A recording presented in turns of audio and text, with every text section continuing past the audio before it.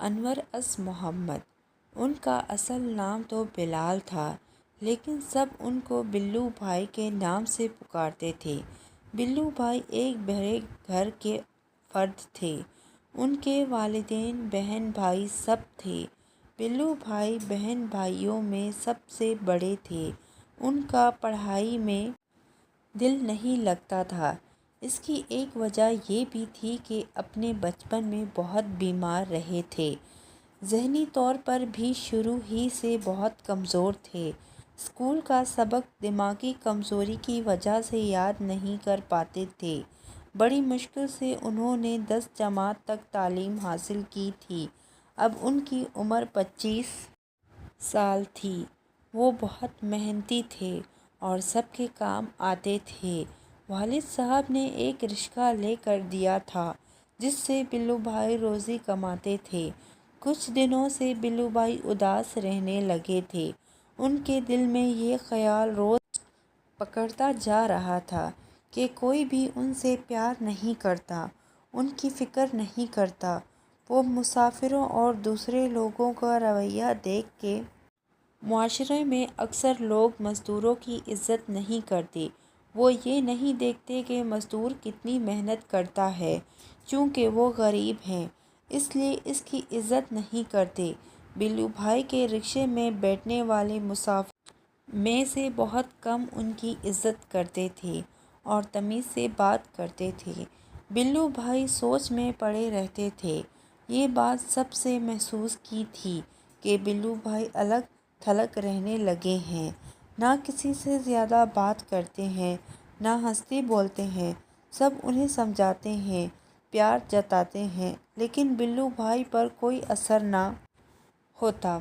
ناظم بلو بھائی کا ایک دوست تھا۔ اس کا دنیا میں کوئی نہیں تھا۔ وہ بلو سے کہا کرتا تھا کہ بلو تم خوش قسمت ہو کہ تمہارے خاندان موجود ہے۔ مجھے دیکھو میرا کوئی بھی نہیں ہے۔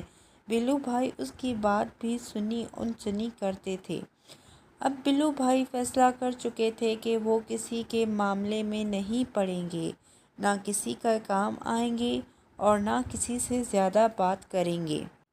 کوئی مجھے نہیں پوچھتا تو میں بھی کسی کو نہیں پوچھوں گا۔ دن گزرتے رہے۔ بلو بھائی بدل چکے تھے۔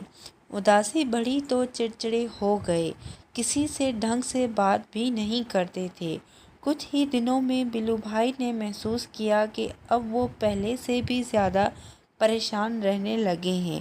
ایک دن وہ بہت تھکے ہوئے تھے۔ انہوں نے ایک پارک کے پاس اپنا رکشہ روکا اور آرام کے لیے گھاس پر لیٹ گئے۔ یکایک بلو بھائی کی نظر قریب ہی ایک کوے پر پڑی۔ کوا زخمی تھا اور اس سے اڑا نہیں جا رہا تھا۔ ایک دوسرا کوا وہاں بیٹھا کائیں کائیں کر رہا تھا، جیسے اپنے زخمی ساتھی کی حفاظت کر رہا ہو۔ بلو بھائی دلچسپی سے ان کو دیکھنے لگے۔ ان کا دل چاہا کہ زخمی کوے کو اٹھا کر گھونسلے میں رکھ دیں، مگر وہ تو اب کسی کی مدد نہیں کرتے تھے، اسی لیے اپنی جگہ سے نہیں ہٹے۔ اگلے ہی لمحے ان کی نظر ایک بلی پر پڑی جو زخمی کوے کو کھانا چاہتی تھی، لیکن ایسا نہیں کر پا رہی تھی کیونکہ اب وہاں بہت سے کوے جمع ہو چکے تھے۔ کوے کا اتحاد دیکھ کر بلو بھائی کی آنکھوں میں آنسو آ گئے۔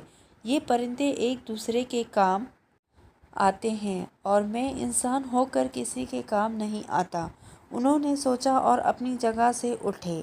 زخمی کوے کو اٹھا کر انہوں نے گھونسلے میں رکھ دیا اور پھر اپنے گھر کی طرف چل دیے۔